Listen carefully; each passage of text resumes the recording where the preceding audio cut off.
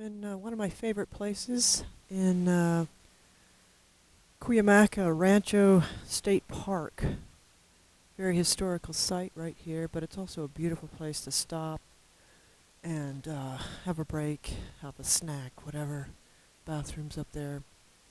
There are mountain lions, so gotta keep a lookout.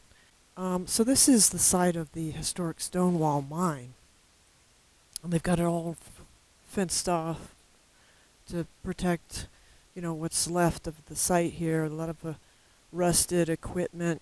So I can't go in there and show you the inside. There's a lot of tools and things that they used for the mine. They discovered gold here in 1870, and the site was named Stonewall Jackson Mine. From 1886 to 1892, there was about $2 million in gold produced before this place was abandoned in 1893.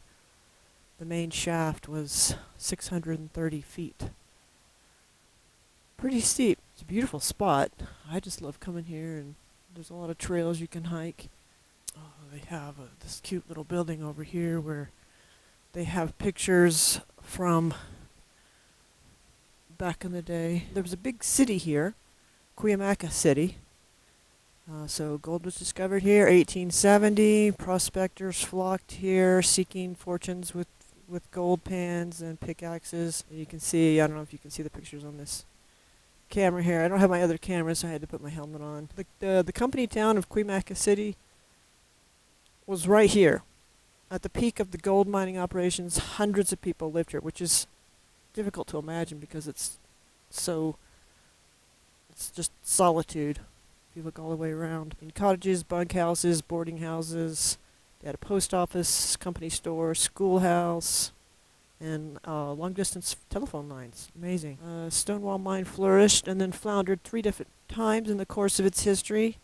The second period, 1886 to 1891, came to life as a boom town, only to be abandoned a short time later. All that remain today are photographs and stories of the town that once was. So I'm going to go walk over here. Hopefully I don't get attacked by a mountain lion, but if I do, at least the camera is rolling. It's not funny. What a beautiful day. It's supposed to get up to almost 100 degrees today. Like yesterday, it was so hot, but nothing like Arizona. If Arizona Desert Dog watches this, he'll be like, 100 degrees, that's nothing. Did you hydrate? Yes, I did. I got some electrolytes. I guess they leave the door open all the time.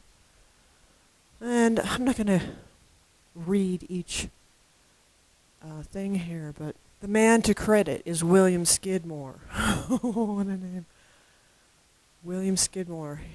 He was the one that discovered the gold. He was chasing one of his mules, and he stumbled upon the ledge where he found the gold. Word of the gold spread quickly, of course, and within hours, about 500 men were digging near the mine site. This guy is, in the later years, Dr. Alan Stanley, a physician who ceased to regularly practice medicine, worked as an amalgamator in the mill. He supervised the final process of extracting the gold from the ore with the use of mercury.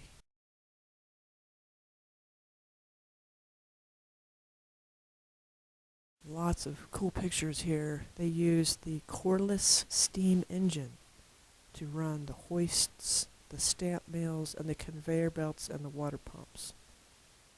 The water flowed into the mine at 100 gallons per minute and was pumped out by a 6-inch Worthington pump, and then later by 2 8-inch pumps. That's amazing. Can you imagine working in the conditions they had to work under back in the day?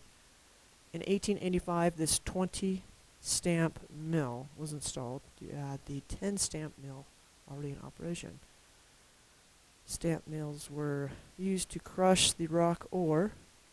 Each stamp weighed about 700 pounds and moved 100 times per minute to crush up 2 tons of ore per stamp in 24 hours. This is R.W. Waterman. In the most successful period of operation, this mine was under the ownership of this man who drove an oxen team from Illinois, wow, in the gold rush of 1849. He played a significant part in the election of Abraham Lincoln to the U.S. presidency and later became governor of California, during which the state of California became free of debt. Wow, can you imagine that? While he owned this mine, it produced approximately $2 million in gold, equivalent to over $60 million at today's market value. That's amazing. So here they got a timeline, more pictures of the men working in the mine. I just can't imagine that life, what they had to deal with. The Stonewall mining operation used cedar, pine, and fir. The Cuyamaca Hotel was very lively. Fights between the Germans and the Irish were a commonplace event. On one occasion, the mine supervisors purchased a record player in hopes of distracting them from fighting. The first record played was "It Takes the Irish to Beat the Dutch." And the record player records in the entire room were destroyed in that fight that followed. I wonder why. The governor could have shipped much of the gold to San Diego on this stage from Julian, but he felt it was an invitation for holdups. Instead, he sent a light wagon with a team of fast horses and heavily armed guards down the mountain as a decoy to any possible bandits. Further ploy, he would occasionally carry the gold in his own buggy or baggage to San Diego. Once a train conductor attempted to pick up Mrs. Waterman's suitcase and found it so heavily laden with gold that he thought it was bolted to the floor. Some women's bags are like that. The schemes worked perfectly, for no bandit ever made an attempt to rob a Waterman gold shipment. However, the bandits were never able to steal, a local rancher found lying in the road a strong box filled with $10,000 in gold. The boarding house was an important community center. It supplied meals, yada yada. The last attempt to operate the mine ended in 1926 when the main shaft caved in. The mine boss and Mike Birdsell were preparing to enter the mine to inspect the timbering in the main shaft when the supper bell rang, so they postponed their inspection until after supper, and while they were eating, they heard a rumble and a roar coming from the mine, which proved to be the end of Stonewall Mine. Well, that's very, very cool.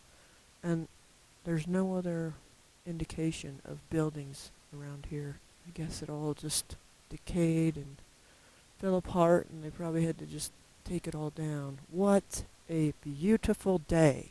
Well, I hope you've enjoyed that. I hope it was interesting to some of you who like to watch AZ Desert Dog as he goes into the desert to find places like this. Yeah, so I find it interesting. There's a campground nearby. I take a lot of pictures here. It's so scenic. It's so zen. So thanks for watching if you've made it this far. I tried to talk quickly, and I hope you enjoyed it.